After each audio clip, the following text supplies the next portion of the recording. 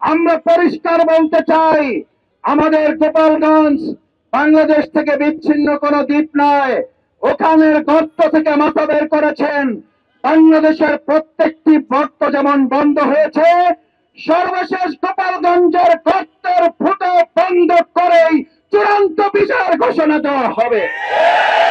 যদি এই হামলা অব্যাহত থাকে, বাংলাদেশ জামাত ইসলামী ছাত্র শিবির জনগণকে সাথে নিয়ে জুলাই আগস্টের মতো কিংবা তার চেয়ে কয়েক গুণ শক্তি নিয়ে প্রত্যেকটি হামলার যথাযথ জবাব প্রদান করা হবে। আপনারা ইতিমধ্যে শুনেছেন, গোপালগঞ্জে এনসিপির যে পদযাত্রা ছিল, সেই পদযাত্রায় আওয়ামী ফ্যাসিবাদের লুকিয়ে থাকা চোরের মতো, ডাকাতদের মতো, লুটেরাদের মতো যারা লুকিয়ে থেকে সেখানে এনসিপির পদযাত্রায় ন্যাক্কারজনকভাবে হামলা চালিয়েছে, আমরা তার তীব্র নিন্দা এবং প্রতিবাদ জানাচ্ছি। এ কারণে আমরা বলেছিলাম, ফ্যাসিবাদের বিচার নিশ্চিত না করে দেশে অন্য কোনো কাজে হাত দেওয়া যথার্থ নয়। এ কারণে আমরা বলেছিলাম, একটা যথার্থ সংস্কার ছাড়া শুধু নির্বাচন নির্বাচন নির্বাচন করা যথার্থ নয়। আজ গোপালগঞ্জে ফ্যাসিবাদের এই গর্ত থেকে মাথা বের করে তাদের আবার সামান্য হুঙ্কার দেওয়া, আমাদের এই সহযোদ্ধাদের উপর, জুলাই যোদ্ধাদের উপর হামলা করা প্রমাণ করে জামাত ইসলামের বিচার এবং সংস্কারের দাবি যৌক্তিক আছে, যৌক্তিক ছিল এবং যৌক্তিক থাকবে। এই জন্য আসুন আমরা আগামী 19 জুলাইয়ের জাতীয় সমাবেশ বাস্তবায়নের মধ্য দিয়ে ফ্যাসিবাদের লুকিয়ে থাকা দোষরদের শেষ চিহ্নটুকু আমরা মাটির সাথে মিশিয়ে না দেওয়া পর্যন্ত আমাদের আন্দোলন থামবে না। ততক্ষণ পর্যন্ত নির্বাচন সুষ্ঠু হতে পারে না। এই ফ্যাসিবাদের দোষরদের একটা বীজ যতক্ষণ থাকবে, এই দেশের মানুষকে তারা শান্তিতে থাকতে দেবে না। আজ গোপালগঞ্জে আমাদের জুলাইয়ের সহযোদ্ধারা শুধু অবরুদ্ধ নয়, আজ বলতে হবে তারা ন্যাক্কারজনক ভাবে গোটা বাংলাদেশকে অবরুদ্ধ করার দুঃসাহস দেখিয়েছে।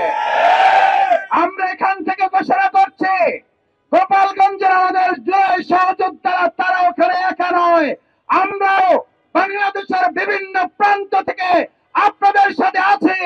এই লড়াই আমরা সবাই মিলে 5 আগস্ট যেমন বিজয় নিয়েছি, শেষ পর্যন্ত আমরা বিজয় থেকে লাস্ট পথে লড়াই করব।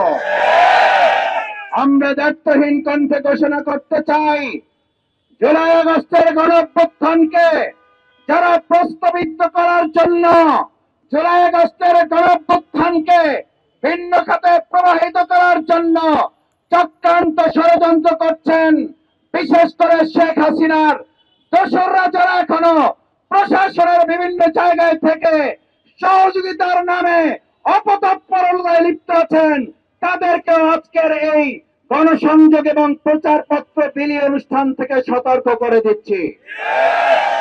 গোপালগঞ্জ এমন কোন জায়গা নয় যেটা বাংলাদেশ থেকে বিচ্ছিন্ন। যদি এই হামলা অব্যাহত থাকে, বাংলাদেশ জামাত ইসলামী ছাত্র শিবির জনগণকে সাথে নিয়ে জুলাই আগস্টের মতো কিংবা তার চেয়ে কয়েক গুণ শক্তি নিয়ে প্রত্যেকটি হামলার যথাযথ জবাব প্রদান করা হবে। ব্যর্থ পরাজিত শক্তি আওয়ামী লীগ, ব্যর্থ পরাজিত শক্তি ফ্যাসিবাদ হাসিনা, আমরা পরিষ্কার বলতে চাই, আমাদের গোপালগঞ্জ বাংলাদেশ থেকে বিচ্ছিন্ন কোনো দ্বীপ নয়। ওখানের গর্ত থেকে মাথা বের করেছেন। বাংলাদেশের প্রত্যেকটি গর্ত যেমন বন্ধ হয়েছে, সর্বশেষ গোপালগঞ্জের গর্তের ফুটো বন্ধ করেই চূড়ান্ত বিচার ঘোষণা দেওয়া হবে। সুতরাং ভাই এবং বন্ধুগণ, আমাদের এই লড়াই, আমাদের এই আন্দোলন আগামী দিনের এই নতুন বাংলাদেশ বিনির্মাণের আন্দোলন, মানবিক বাংলাদেশ বিনির্মাণের আন্দোলন, ফ্যাসিবাদ মুক্ত বাংলাদেশ বিনির্মাণের আন্দোলন।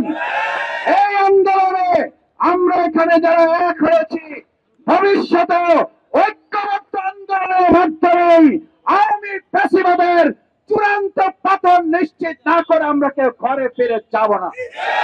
আমরা পরিষ্কার বলছি, গোপালগঞ্জে যে হামলা আপনারা চালিয়েছেন, এই হামলা ফার্সিস হাসনাত আমাদের তাদের এই সহযোদ্ধা কয়েকজনের উপরে নয়, এই হামলা 18 কোটি মানুষের উপরে হামলা।